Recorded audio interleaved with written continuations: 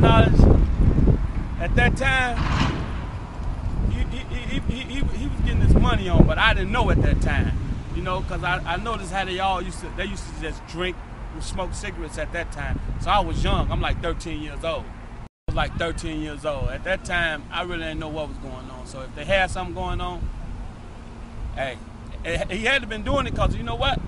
When I got like 18 years old, he was nothing but money.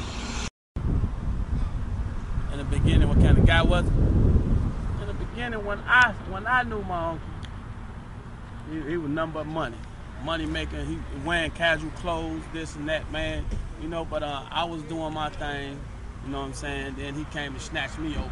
That's when I wanted to do some money, something with him, called the Durrell. Actually, we was in school together. Durrell just used to come in all type of morning, after, late for school, man, but coming in there with nothing but money.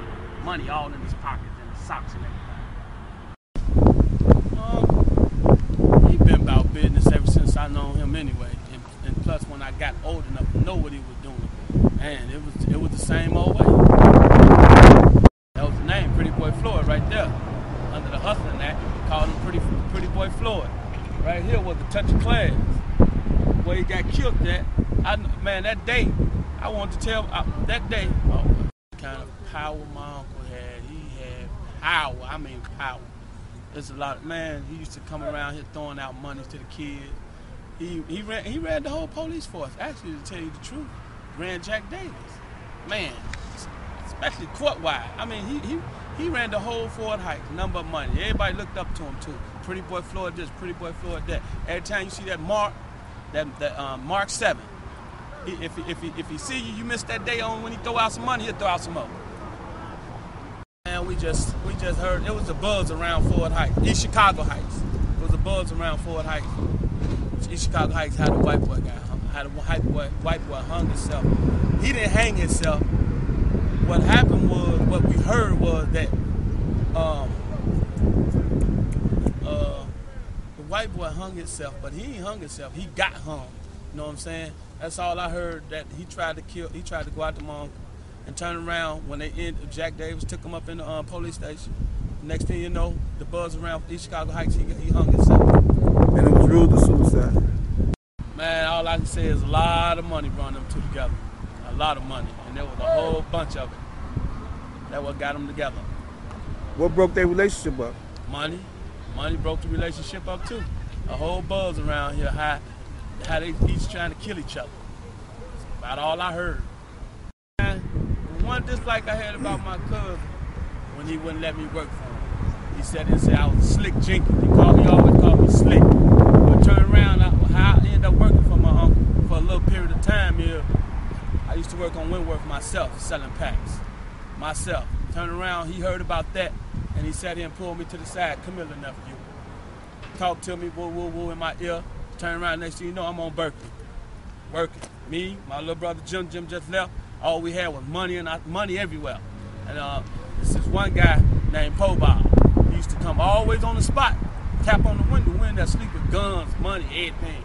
And guns and money, man. Sonny? Sonny, his name Po Bob. He used to come there, tap on the window every morning. We sleep with all money and guns, all on us in a little brown Chevette. Turned around and said, man, I woke up. I'm like, Jim, I'm hitting my brother and them. He said, no, don't hit them, little brother. Let me talk to you, man. Let me talk to you. I'm like, what's up? He said, man, don't you know I come around here to look for you, man. Come out here looking after you, man. Y'all sleeping up in this car and everything. So from now on, he started fronting me 2 ounces. And that's when I left and went on my own. And my Uncle Floyd, I always loved him. Always loved him. Still, from this day, still love him. What I remember most about my Uncle Floyd, family reunion times, Christmas time, he just gave out money. He never bought us gifts, but he'll give us money. Anytime we see him, we see him out at the club. We see him out at the club. Oh yeah, he'll give us money. Money, that's the best thing. Every time we see him, he just give out money. He give out money. He had that much of it. That's the best thing I like about my uncle too. I remember my uncle as a cool guy, you know what I'm saying, party guy, kicker guy. He's a nice guy and a bad guy. Don't get on his bad side. That's all I can say. But I remember him as a cool guy, down to earth guy, clean dresser, sharper. Everything about him was shot. That's what I can remember about Mom.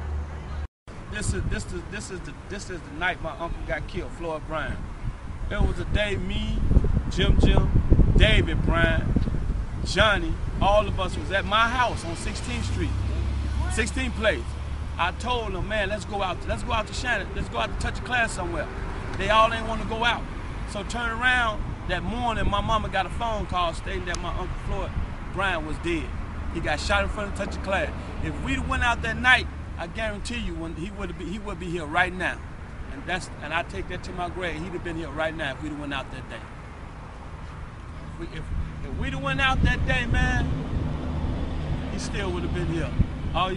Man, that next day we all came out here to touch a class and saw the blood splatter all right there where his brain was pushed out at. And since that day and that night, I wish we'd have went to touch a class that night. He'd have been still